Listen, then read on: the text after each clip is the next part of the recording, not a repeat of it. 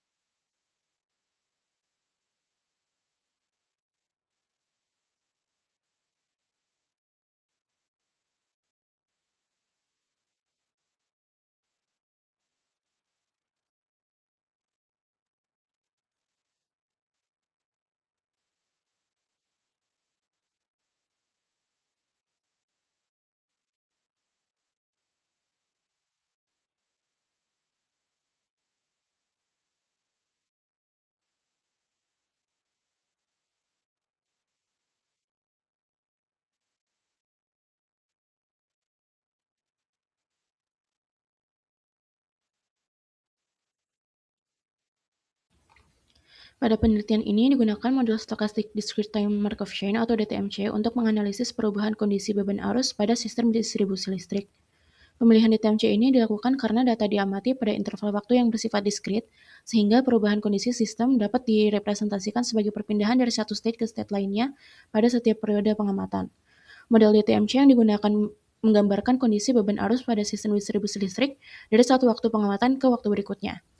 Misalkan, Xn menyatakan kondisi sistem pada periode Kn.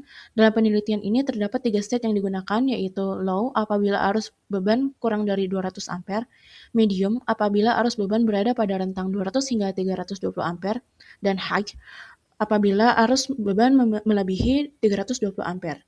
Dengan pengelompokan ini, perubahan kondisi beban arus dapat dianalisis menggunakan konsep transisi antar state pada DTMC. Secara matematis, proses DTMC direpresentasikan oleh himpunan variabel acak Xn dengan n lebih dari sama dengan 0, dengan ruang keadaan yang terdiri atas state low, medium, dan high. Probabilitas perpindahan dari state I ke state J dinyatakan sebagai probabilitas transisi. Seluruh probabilitas transisi kemudian disusun ke dalam matriks probabilitas transisi. Pada matriks ini, setiap elemen menunjukkan peluang sistem berpindah dari suatu state ke state lainnya dalam satu periode pengamatan. Karena matriks ini merupakan matriks probabilitas, maka jumlah seluruh elemen pada setiap baris harus sama dengan 1. Selain itu, penelitian ini juga menghitung distribusi stasioner untuk mengetahui kecenderungan kondisi sistem dalam jangka panjang, serta expected return time yang menunjukkan rata-rata waktu yang dibutuhkan sistem untuk kembali ke suatu state tertentu. Dataset yang digunakan dalam penelitian ini adalah multi-source environmental dataset yang diunggah oleh Zia pada platform Kaggle. Variabel yang digunakan meliputi timestamp yang menunjukkan waktu pengamatan, load current atau arus beban dalam satuan ampere, dan state yaitu kategori kondisi beban arus yang terdiri dari low, medium, dan high. Variabel utama yang digunakan dalam pemodelan adalah load current atau arus beban. Seluruh proses analisis dilakukan menggunakan bahasa pemrograman Python dengan bantuan Google Colab sebagai lingkungan komputasi. Tahapan analitis pada penelitian ini terdiri dari beberapa langkah. Yang pertama yaitu dilakukan persiapan data untuk memastikan data siap digunakan dalam proses pemodelan. Yang kedua, membentuk ruang keadaan atau state space berdasarkan kategori beban arus yang telah ditentukan. Selanjutnya, menyusun urutan state sesuai dengan kronologi waktu pengamatan. Yang keempat, mengestimasi matriks probabilitas transisi berdasarkan frekuensi perpindahan antar state. Yang kelima, menganalisis karakteristik DTMC yang terbentuk, lalu menghitung distribusi stasioner untuk memperoleh kondisi keseimbangan jangka panjang sistem, dan menghitung ukuran kinerja DTMC seperti expected return time. Selanjutnya, melakukan simulasi DTMC berdasarkan matriks transisi yang diperoleh. Dan terakhir, melakukan interpretasi hasil untuk memahami pola perubahan kondisi beban arus pada sistem distribusi listrik. Selanjutnya bab 3 yaitu hasil dan pembahasan. Yang pertama distribusi state. Kondisi beban listrik pada peralatan distribusi dibagi menjadi 3 state berdasarkan persentase kapasitas terpasangnya. Low untuk beban di bawah 50% kapasitas atau di bawah 200 ampere, medium untuk beban 50-80% kapasitas atau 200-320 ampere, dan high untuk beban di atas 80% kapasitas atau di atas 320 ampere yang mengindikasikan kondisi mendekati overload. Dari 1000 observasi yang diambil setiap jamnya, didapatkan distribusi state yaitu kondisi low sebanyak 419 kali atau 41,9%, medium sebanyak 343 kali atau 34,3%, dan high sebanyak 238 kali atau 23,8%, yang menunjukkan bahwa sistem berada pada kondisi mendekati overload hampir seperempat dari total waktu observasi. Selanjutnya, matriks transisi. Matriks transisi menunjukkan probabilitas perpindahan sistem dari satu state ke state lain dalam satu langkah waktu, dalam kasus ini 1 jam. Transition matrix P menunjukkan bahwa probabilitas dari state low ke state low yaitu 0,4426, dari state low ke medium 0,3254, dan dari low ke high 0,2321, dan seterusnya. Dapat dilihat pula dalam bentuk heat map di sebelah kanan. Hasil ini menunjukkan bahwa dari kondisi high, probabilitas sistem tidak berpindah hanya 25,63%, yang lebih rendah dibandingkan probabilitas berpindah ke low maupun ke medium. Hal ini mengindikasikan bahwa ketika sistem berada dalam kondisi overload, sistem cenderung tidak menetap dan akan segera berpindah ke kondisi beban yang lebih ringan. Distribusi stasioner. Sebelum menghitung distribusi jangka panjang sistem, terlebih dahulu telah dibuktikan bahwa rantai Markov ini bersifat ergodik, yaitu irreducible karena seluruh state saling terhubung satu sama lain, dan aperiodic karena setiap state memiliki kemungkinan untuk tetap berada pada state yang sama. Sifat ergodik ini menjamin keberadaan distribusi stasioner yang unik dan memastikan sistem akan konvergen ke distribusi tersebut tanpa bergantung pada kondisi awalnya. Hasil distribusi stasioner untuk setiap state ditampilkan dalam tabel 4 di samping. Hasil perhitungan ini menunjukkan bahwa dalam jangka panjang, sistem berada pada kondisi low sebesar 41,84%, medium sebesar 34,33%, dan high sebesar 23,82%, yang nilainya sangat mendekati distribusi empiris awal, sehingga dapat disimpulkan bahwa sistem sudah berada dekat dengan kondisi keseimbangannya. Konvergensi. Untuk membuktikan secara empiris bahwa sistem benar-benar konvergen ke distribusi stasioner, dilakukan perhitungan matriks transisi yang dipangkatkan untuk berbagai nilai langkah. Di sini digunakan N1, 2, 5, 10, 20, dan 50. Hasil menunjukkan bahwa pada langkah kelima, atau setara dengan 5 jam, distribusi probabilitas sistem sudah identik dengan distribusi stasionernya, dan hasil ini konsisten untuk kondisi low, medium, atau high. Temuan ini menjadi bukti kuat bahwa pengaruh kondisi awal terhadap perilaku jangka panjang sistem akan hilang dengan cepat. Selanjutnya, untuk expected return time atau waktu yang diharapkan kembali. Di sini menunjukkan rata-rata jumlah periode yang diperlukan sistem untuk kembali ke suatu state setelah meninggalkannya. Dengan μi sama dengan 1 per pi, di mana pi adalah probabilitas stasioner dari state ke i. Di sini pada tabel 6, terdapat state yang ditunjukkan yaitu low, dengan probabilitas stasioner pi adalah 0,4184 dan μi-nya 2,39, state medium pi 0,3433 dan μi 2,91, serta high pi 0,2382 dan μi 4,2, yang mana artinya state low itu yang paling sering dikunjungi karena paling besar untuk pi-nya, sehingga state high membutuhkan waktu kembali paling lama dengan μi yang paling besar.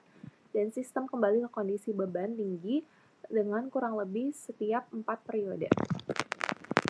Sehingga interpretasinya dengan state high memiliki mu high sama dengan 4,2, maka dari itu setelah sistem keluar dari kondisi beban yang tinggi, secara rata-rata kondisi tersebut akan kembali muncul sekitar 4 periode pengamatan berikutnya.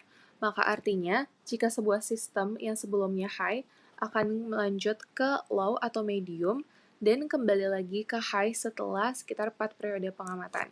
Dari itu, dapat disimpulkan kondisi beban tinggi bukanlah kejadian langka, lalu risiko overload muncul secara berulang, dan monitoring perlu dilakukan secara kontinu. Kemudian, validasi simulasi. Dilakukan simulasi 100.000 langkah menggunakan matriks transisi hasil estimasi dan juga dibandingkan dengan distribusi stasioner teoritis. Dapat dilihat dari bar chart validasi distribusi stasioner bahwa probabilitas state untuk teoritis dan juga simulasi hanya perbedaan kecil, yang mana perbedaan kecilnya itu hanya berdasarkan variasi acak dialami dari proses stokastik. Maka dari itu, matriksnya sudah mempresentasikan dengan baik. Dari hasil ini memberikan bukti tambahan bahwa model DTMC yang dibangun telah berhasil menangkap pola perpindahan antar kondisi beban pada data historis. Dengan demikian, model dapat digunakan untuk melakukan analisis perilaku sistem dalam jangka panjang maupun sebagai dasar pengambilan keputusan operasional. Kemudian, implikasi operasional sistem dapat dilihat bahwa pi high sama dengan 0,2382 atau 23,82%. Maka untuk pi low sama dengan 41,84% dan juga medium 34,33%.